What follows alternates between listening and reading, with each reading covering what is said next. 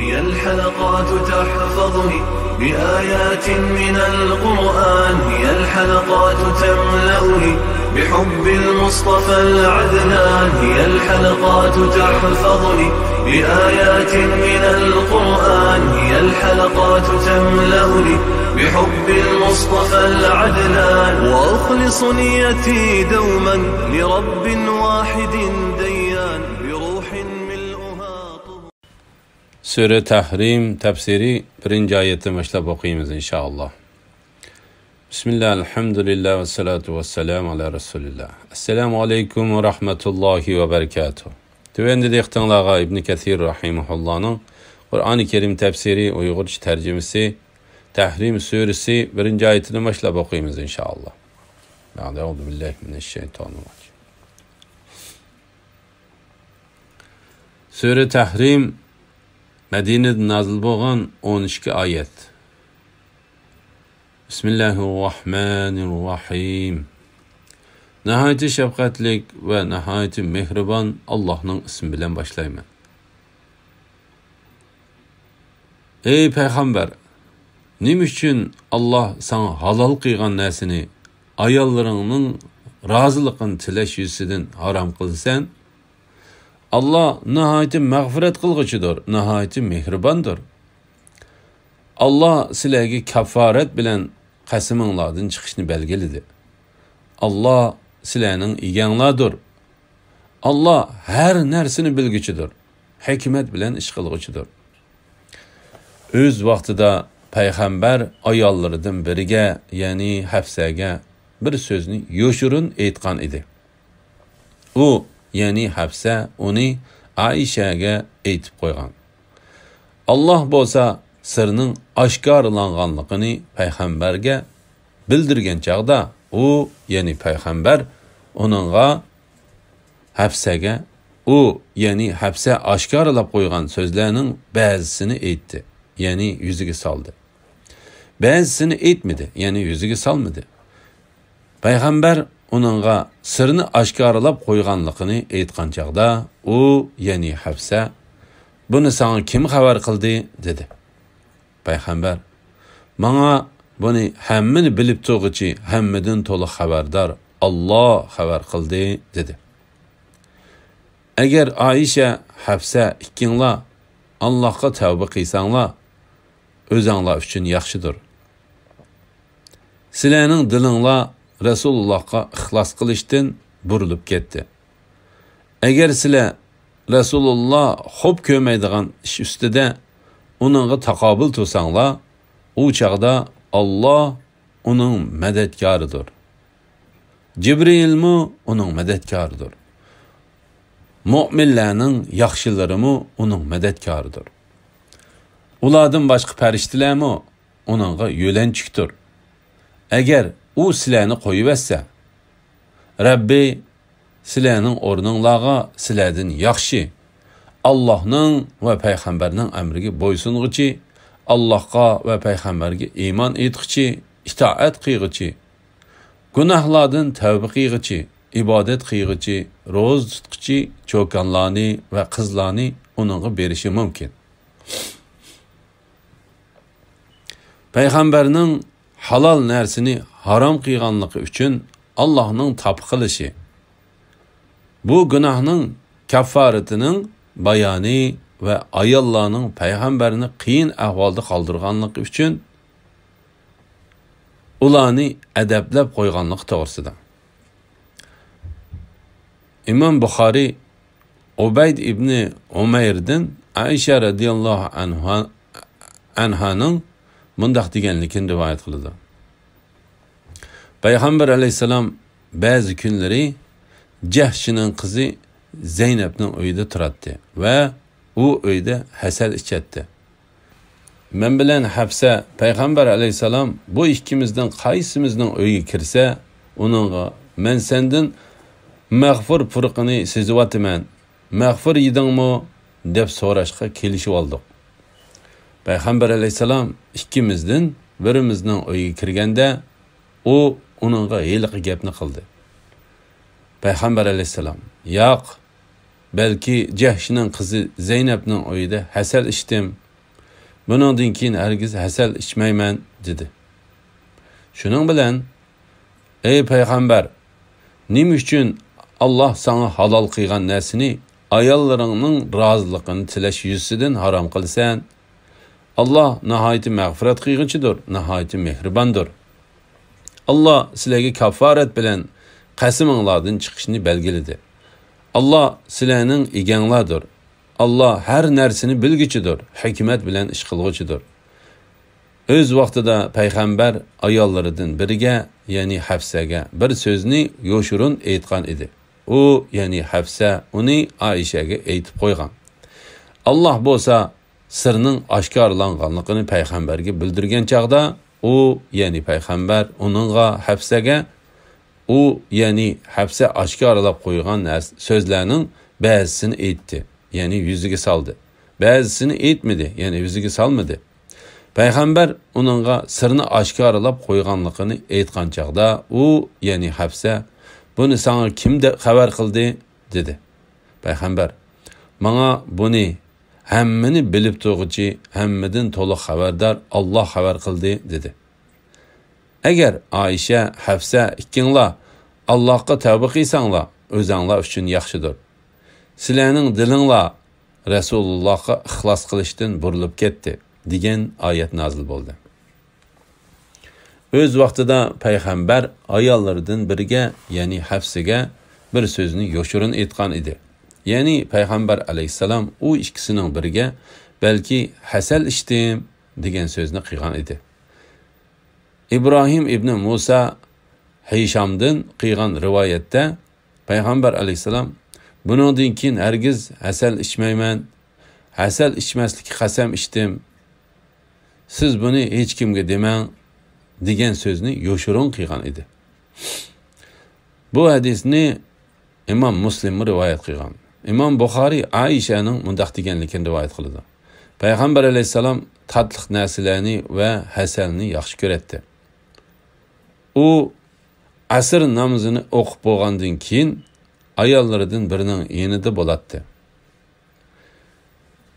Bir kuni payg'ambar alayhisalom Ömerning qizi Hafsaning qishiga kirib ketib, odatdagidan uzoqroq vaqt hayal bo'lib qoldi.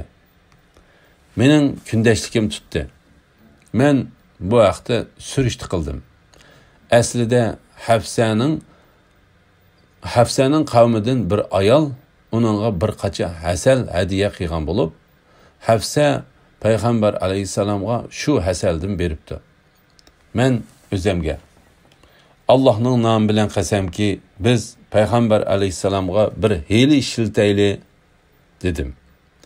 Ondan Zam'aning qizi Savdaga, agar payg'ambar alayhisalom yeningizga kirsa, uningdan mughfir yedingizmi deb so'rang. U sizga yo'q deydi. Siz uningga menga purgan bu puroq nimaning puruqi deng. U sizga Hafsa men hasal berdi deydi.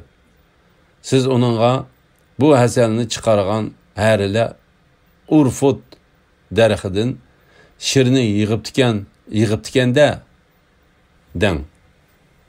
Menmi uningga shu so'zlarni qilaman.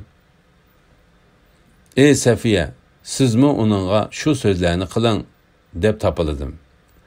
Savda menga Allohning nomi bilan qasamki, payg'ambar alayhisalom uyining ishiga oldiga kelishi bilanla siz meni buyurgan so'zlarni qilaman deb va'da berdi. Shunda qilib payg'ambar alayhisalom Savdaning yoniga kirganda u uningga, ey Allohning payg'ambari, mughfir yedingmi dedi. Payg'ambar alayhisalom yo'q dedi. Savda, seningdan kelayotgan bu puroq nimaning puruqi dedi. Payg'ambar alayhisalom, Hafsa menga hasal berdi dedi. Savda, u hasalni chiqqan harila urfut daraxidan shirni yig'ibtikanda dedi. Payg'ambar alayhisalom mening yenimga kirganda menmu uningga shundoq so'zlarni qildim. U Safiyaning yeniga kirganda Safiyamu uningga shundoq so'zlarni qildi. Keyin u Hafsaning qishiga kirganda Hafsa uningga, Allah'ın peygamberi, sana hasal bereymi dedi. Peygamber aleyhisselam, mening hasal içkim yok dedi. Sevda. Allah'ın namı bilen qasamki, biz Peygamber aleyhisselamni hasal içishdan mahrum qildik dedi. Men onunğa jim turing dedim. Bu hadisni İmam Müslim rivayet qilgan. La havle ve la kuvvete illa billah. İmam Müslimning rivayetida Ayşe'nin Peygamber aleyhisselam özüdün bedburaqning chiqishini intayin yomon ko'radi deganligi rivayet qilingan. Shuning uchun ayollar Peygamber aleyhisselamga muğfur yedingmi degan.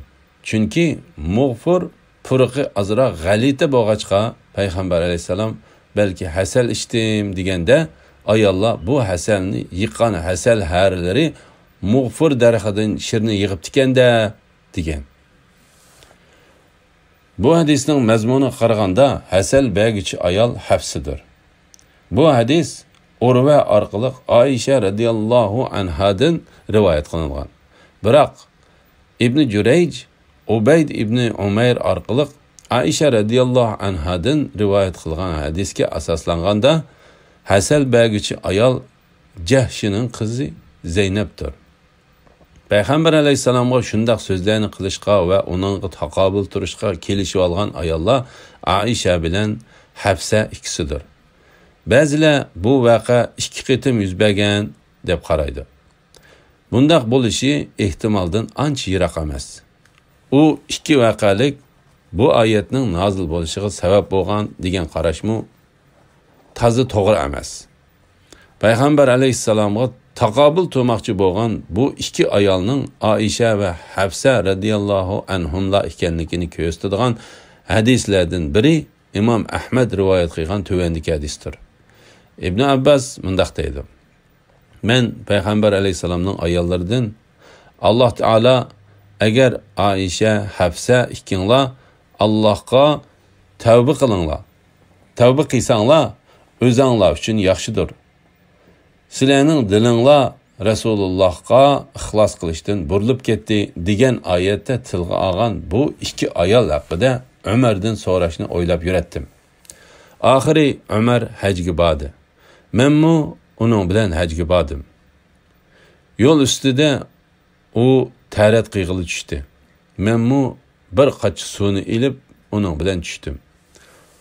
U tarat qilib bo'lib keldi. Men uning qo'liga suv qo'yib berdim. U tahorat oldi.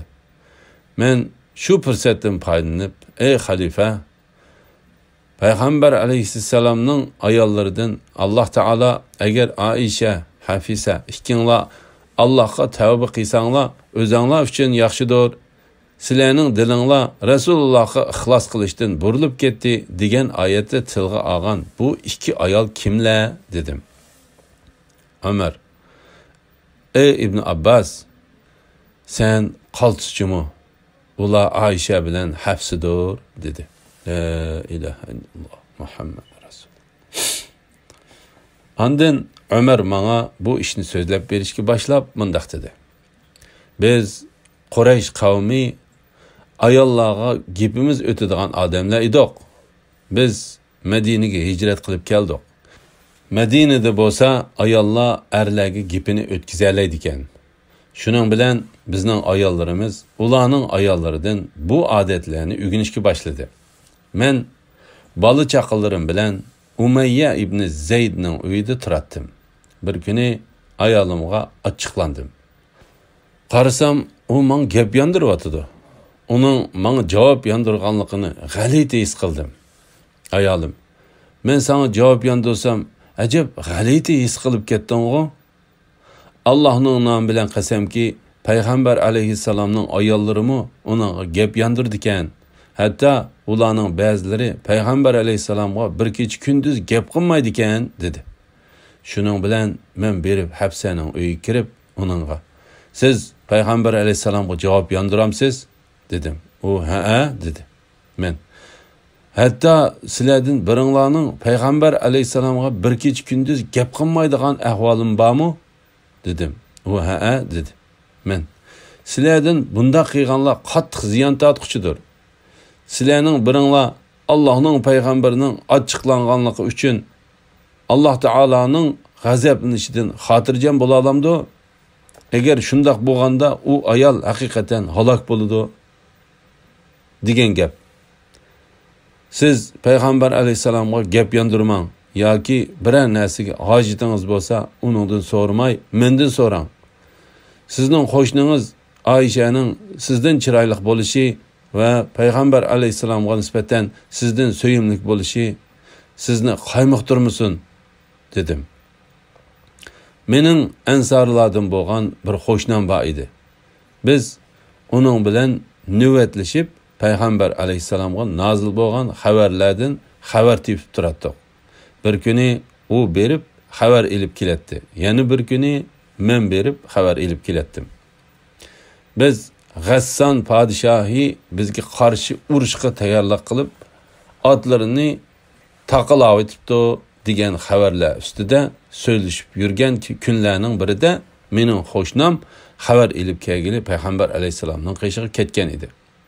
Kashqurunliqi u qaytib kelib, darvozamni urib meni chaqirdi. Men uning qishig'iga chiqdim. U bugun cho'ng bir ish yuz berdi dedi. Men nima ish yuz berdi? G'assan qo'shin tortib ketdimi dedim. U yo'q, balki uningdanmi cho'ng bir ish yuz berdi. Payg'ambar alayhisalom ayollarini taloq qilib o'tibdi dedi. Men Hafsa haqiqatan ziyon tortibdi dedim. Men mushundaq ish yuz berib qolmag'idi deb o'ylab yuratdim. Men fajr namozini o'qib bo'lgandan keyin kiyimlarimni kiyib xabar elib kelish uchun mangdim. Men Hafsaning yiniga kirsam, u yig'lab o'ltiribdi. Men payg'ambar alayhisalom sizlarni taloq qilib o'tdimi dedim. U bilmayman, biroq u bizdan ayrilib Balxon uyiga chiqib oldi dedi. Men payg'ambar alayhisalomning xizmatini qiladigan bir negir bolaning yiniga kelib, mening kirishimga ruxsat so'rab chiqqan dedim. Bola kirib ketib, ondan qaytib chiqdi va sening kelganligingni uninga dedim, biroq hech nima demadi dedi. Men munbarning yiniga bordim. Qarasam, u yerda bir qancha kishi o'ltiribdi. Ularning ba'zilari yig'layotgan ekan. Men munbarning yonida ozroq o'ltirdim. Ondan ichim tit-tit bo'lib, hali qibalining qishig'i berib, mening kirishimga ruxsat so'rab chiqqan dedim. U kirib ketib, ayol bo'lmayla yenib chiqdi va sening kelganligingni uningga dedim, u hech nima demadi dedi. Men o'ylidan chiqib, munbarning qishig'i berib o'ltirdim. Ichim yana tit-tit bo'lib, hali qibalining qishig'i yana berib, mening kirishimga ruxsat so'rab chiqqan dedim. U kirib ketib, ayol bo'lmayli yenib chiqdi va sening kelganligingni uningga dedim, u yana hech nima demadi dedi. Shuning bilan men orqamga yandim. To'satdan eliq bola meni chaqirib, payg'ambar alayhisalom sening kirishingga ruxsat qildi. Uning qishig'i kirgan dedi. Men uning qishig'i kirib, uningga salom berdim. U bo'ri selingan yulanchiklik karvat ustida yo'linib o'ltirgan ekan. Uning beqiniga bo'ri petib, iz chiqirib etibdi. Men, ey Allohning payg'ambari, sen rastilla ayollaringni qo'yib etdingmi? dedim. U beshini ko'tarib men qaradi va yo'q dedi. Men, Alloh buyukdir. Ey Allohning payg'ambari, agar bizga qaraydigan bo'lsang, biz Quraysh xalqi ayollarga gapimiz o'tadigan qavm edik. Biz Madinaga hijrat qilib kelgandan keyin ayollari erlariga gapini o'tkazadigan odamlar bilan uchrashdik. Shuning bilan bizning ayollarimiz ularning ayollarining bu odatini o'rganishga boshladi. Bir kuni men ayolimga ochiqlasam, u menga gap yondiryotdi. Men ayolimning menga gap yondirganligini g'alati his qildim. Ayolim, men sana gap yondirsam, ajab g'alati his qilsan o. Allohning nomi bilan qasamki, payg'ambar alayhisalomning ayollarimi uningga gap yondirdi ekan. Hatto ularning biri uningga bir kech kunduz gap qilmaydi ekan dedi. Ondan men sizlardan shundoq ish qilganlar Sizlardan shundaq ish qilgan ayollar haqiqatan qattiq ziyon tortquchidir. Sizlarning biringlar Alloh taoloning payg'ambari ochiqlanganligi uchun Alloh taoloning uning g'azablanishidan xotirjam bo'la olamdi. Agar shundaq bo'lganda u ayol haqiqatan halok bo'lgan bo'ladi degan gapni degan edim. Payg'ambar alayhisalom so'zimni anglab kulimsirdi. Men ey Allohning payg'ambari, men Hafsaning qishig'iga kirib, sizning qo'shningiz Oyshaning sizdan chiroyli bo'lishi va sizga qaraganda payg'ambar alayhisalomga uning so'yimlik bo'lishi sizni gangirtib qo'ymasin degan edim. Gapim bu yerga kelganda payg'ambar alayhisalom yana bir qitim kulimsirdi. Men ey Allohning payg'ambari, o'ltirsam bo'lamdi dedim. O ha dedi. Men o'ltirib bo'lib uyning ishiga nazar soldim. Allohning nomi bilan qasamki, uyda 3 tal teridan boshqa ko'zga cheliqdek hech narsani ko'rmadim. Shuning bilan ey Allohning payg'ambari, ummatingning rizqini keng qilishini tilab Alloh taologa duo qilgin. Alloh o'ziga ibodat qilmaydigan Paris va Rumliqlarga keng rizq beribdi dedim. Payg'ambar alayhisalom qaddini ruslab o'ltirib, ey Umar, sen Allohga bo'lgan iymoningda shak qilamsan? Ularning yaxshiliklari dunyo hayotida berilgan odamlardir dedi. Men ey Allohning payg'ambari, Alloh taolodan men uchun mag'firat talab qilgin dedim. Payg'ambar alayhisalom ayollarga qattiq ochiq kelganligi uchun bir oy ularning yana kirmaslikka qasam ichgan edi. Oxiri g'olib va buyuk Alloh bu vaqtda uningga topi qildi. Bu hadisni Imom Buxoriy, Muslim, Tirmizi va Nasa'iy qatorliqlar rivoyat qilgan. La ilaha illalloh Muhammadar Rasululloh. Imom Buxoriy va Muslim bu hadis haqida yana Ibn Abbosning mundaq deganligini rivoyat qiladi. Men bu oyat haqida Umar ibn Xattobdan so'rab beqishni ko'nglimga pukib 1 yilni o'tkazib etdim. Bu jarayonda uningdan ayminib, bu masalani uningdan so'rashga petin olmadim. Oxiri u hajga bordi. Menmu uning bilan hajga bordim. Biz hajdan yenib kelib etib, yo'l ustida birga bo'ldik. U ketib etib tahorat qilish uchun bir Aroq daraxtzorligida to'xtadi. Menmu u tahorat qilib bo'g'icha to'xtab turdim. Ondan uning bilan birga mangdim. Ketib etib, ey mu'minlarning xalifasi, payg'ambar alayhissalomga taqobil turmoqchi bo'lgan eliqi 2 ayol kimlar dedim. Umar, ular Oysha bilan Hafsadir dedi.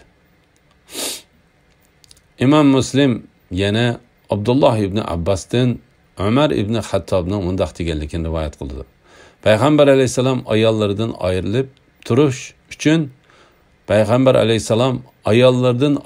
turish uchun uydan chiqib olgan chaqda men masjidga kirsam, odamlar tosh o'ynab o'ltiribdi. Ular payg'ambar alayhisalom ayollarini taloq qilib yutibdi deyishdi. Bu payg'ambar alayhisalomning ayollari hijoblanishga buyurilishdan ilgariki ish edi. Men bugun bu ishni cho'qim aniqlab chiqaman dedim. Bu hadisda Umarning Oysha bilan Hafsaning qishig'iga kirganligi va u ikkisiga va'z nasihat qilganligi bayon qilingan va mundaq deyilgan. Men payg'ambar alayhisalomning qishig'iga kirmoqchi bo'lib kirganimda uning xizmatchisi Rabahni Balaxon uyining bo'sug'isida ko'rib, ey Rabah, mening kirishimga payg'ambar alayhisalomdan ruxsat so'rab bergin dedim. Bu hadis yuqorida bayon qilingan hadis bilan o'xshash bayon qilinib, oxirida Umarning mundaq deganligini rivoyat qildi. Men ey Allohning payg'ambari, ayollarning seni ranjitganligi uchun sen ularni taloq qilib o'tgan bo'lsang, bu ishga hargiz qayg'urmagin. Shek shubhisizki Alloh sen bilan birlidir. Alloh taolaning farishtalari Jibril va Mikail qatorliqlarmu sen bilan birlidir dedim. men birər sözümni qilsamla, u sözümni Allah'ның riyallıqı çıxırışını ümid qıldım. Allah Taalaga hamd sanolar bo'lsin ki, shuningdan keyin payg'ambar alayhisalomga ayollarini qo'yib etish yoki qo'yib etmaslik haqida ixtiyorlik berib, agar u sizlarni qo'yib etsa, Rabbi sizlarning o'rninglarga sizlardan yaxshi Allah'ның va payg'ambarning amriga bo'ysunguchi, Allohga va payg'ambarga iymon etguchi, itoat qilguchi, gunohlardan tavba qilguchi, ibodat qilguchi, ro'za tutguchi cho'kanlarni va qizlarni uningga berish mumkin degan oyat va agar sizlar Rasululloh xo'p ko'rmaydigan ish ustida uningga taqobil tursanglar, u chaqda Alloh uning madadkoridir. Jibrilmi uning madadkoridir. Mu'minlarning yaxshilarimi uning madadkoridir. Ulardan boshqa farishtalarmi uningga yo'lanchikdir degan oyat nozil bo'ldi. Men payg'ambar alayhisalomga ularni rostlik qo'yib etdingmi dedim. U yo'q dedi. Men masjidning darvozasi oldida turib, ovozimning bericha payg'ambar alayhisalom ayollarini qo'yib etmabdi deb to'lidim. Shuning bilan mu'minlarga oid amonlikning yoki qo'rqinishning biror xabari ularga, ya'ni munofiqlarga yetsa, uni taqtidir.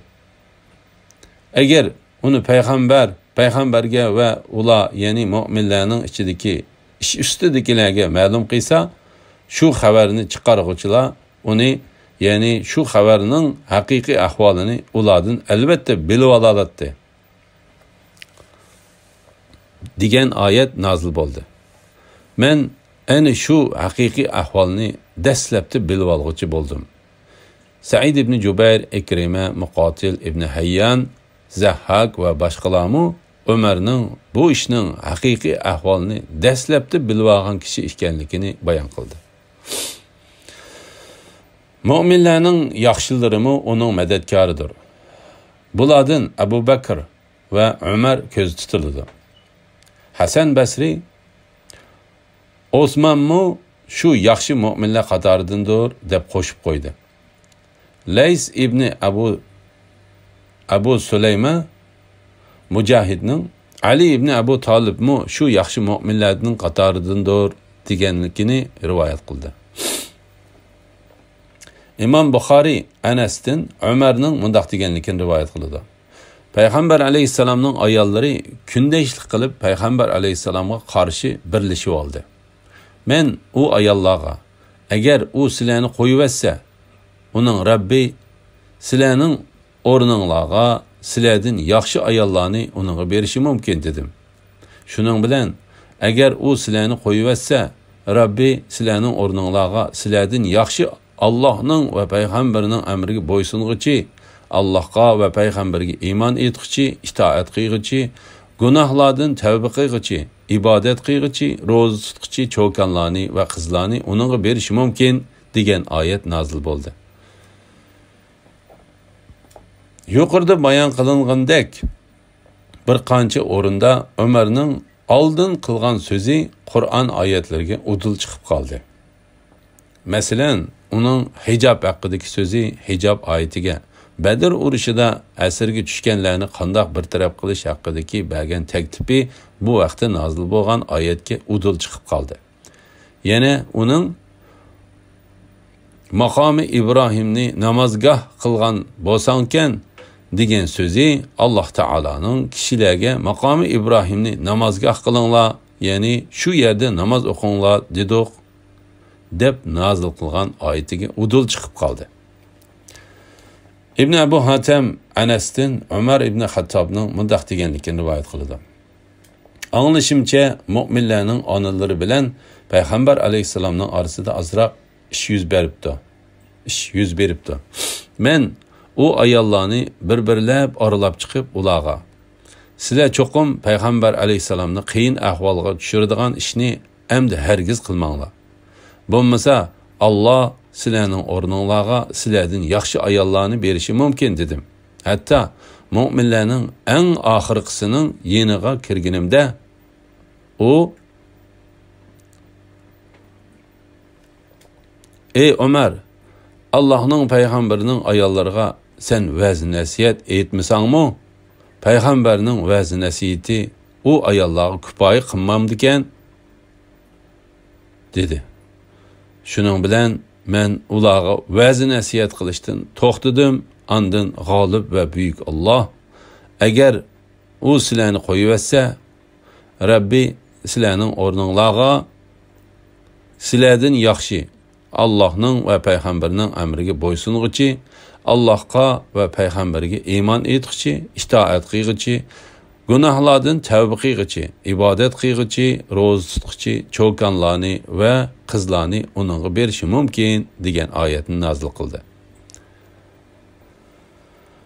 Ömer ayollarga vəz nasihat qilayotganda uningga raddiya bergan ayolning Ummu Salama ekanligini Imom Buxoriy rivoyat qilgan. Cho'kanlarni va qizlarni, ya'ni ayollarning cho'kanlar va qizlardan bo'lishi ko'ngil orzusiga muvofiq bo'lishi uchundir. Chunki narsaning turlik bo'lishi ko'ngilni ochadi. Shunga Allah Taala cho'kanlarni va qizlarni dedi. Elhamdülillah. Yuqorida Sure Tahrim tafsiridan 5-oyatgacha angladinglar. Oxirini keyin qitimliq o'qishimiz davomlashtiramiz inshaalloh. Va sallallohu ala Muhammad va ala alihi va sahbihi ajma'in. Assalomu alaykum va rahmatullohi va barakatuh.